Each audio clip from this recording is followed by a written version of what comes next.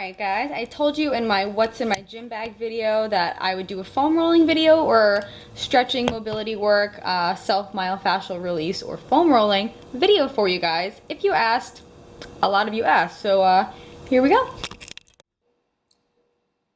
Alright guys, so to start off I want to explain a couple of terms to you.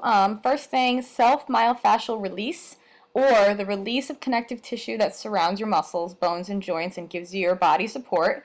What you're doing when you're foam rolling is that you're releasing the trigger points that have built up in your fascia, aka self-myofascial release. This happens during your training from poor posture, incorrect mechanics, aka improper form. That's why I preach about form so often.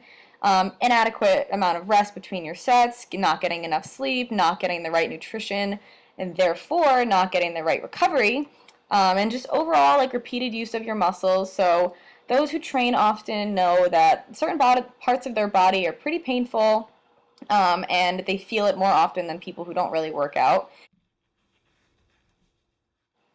So trigger points are thick, tough knots, and they can even become scar tissue over time. This can cause you pain, and you can get potentially injured when you're training because of these trigger points, because you become fatigued more soon, you have chronic pain, your movement patterns are less efficient. So now that you know this, you kind of understand that foam rolling is used to release those trigger points, and then it'll just help your body work more efficiently during your training session. So foam rolling helps aid in your recovery process. It improves your flexibility, your joint range of motion, it decreases muscle soreness, it relieves joint stress, and it'll just enhance your gym performance overall. I'm looking to see if you can see the foam roller in the video here. So there's some disagreements on how effective foam rolling actually is, and it's not going to solve any injuries that you already have. So if you're feeling more than just general tenderness and muscle soreness, I would definitely go see a chiropractor, an injury specialist, a massage therapist to get it looked at. But if you're just having general muscle soreness, this is great for you. Some general guidelines for foam rolling: spend 1 to 2 minutes per technique per body part. So if you're like right here, I'm rolling out my quads. I'm finding the trigger point, so you're going to spend 1 to 2 minutes finding that trigger point.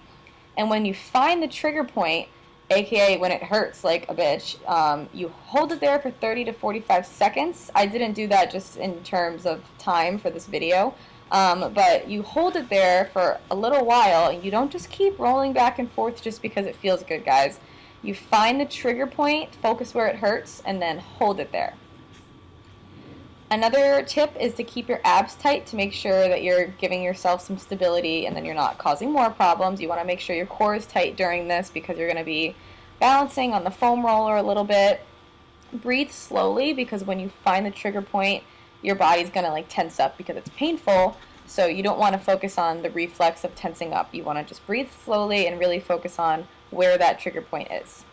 So you saw me kind of foam roll. I did calves, I did my IT band, which was the side of your leg, right above your knee, right where your knee is.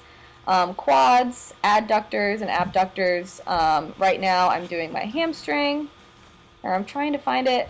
Glutes, you can do right above the glutes, right below the glutes. I'm doing my lumbar spine right here, trying to make sure my hair doesn't get caught in the foam roller there.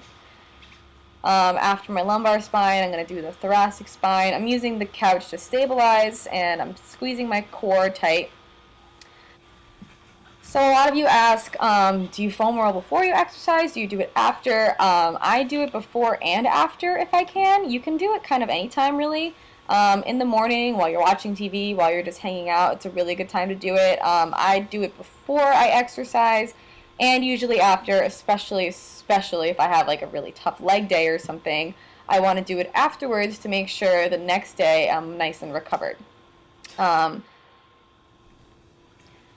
So foam rolling is really like an effective and inexpensive way to reduce your muscle tension and prevent injury and pain. So it'll just help you reach your fitness goals without the added stress of having pain. You're going to have pain sometimes, but make sure you're just paying attention to your body and foam rolling accordingly. I also use a lacrosse ball to help get my upper shoulders in traps, because the foam roller can't really get up there just with like the curvature of your neck and your head. So I would get a lacrosse ball for that. It really helps get those trigger points. I'll put the link to where I got this foam roller in my bio. I got it on Amazon, just like I get everything else. You can get everything on Amazon. There's a couple other cool self-myofascial release technique pieces of equipment that I will put in the description for you guys as well. If you guys like this video, please give it a thumbs up and let me know, comment, anything like that. Just let me know if you liked it, and thank you guys for watching.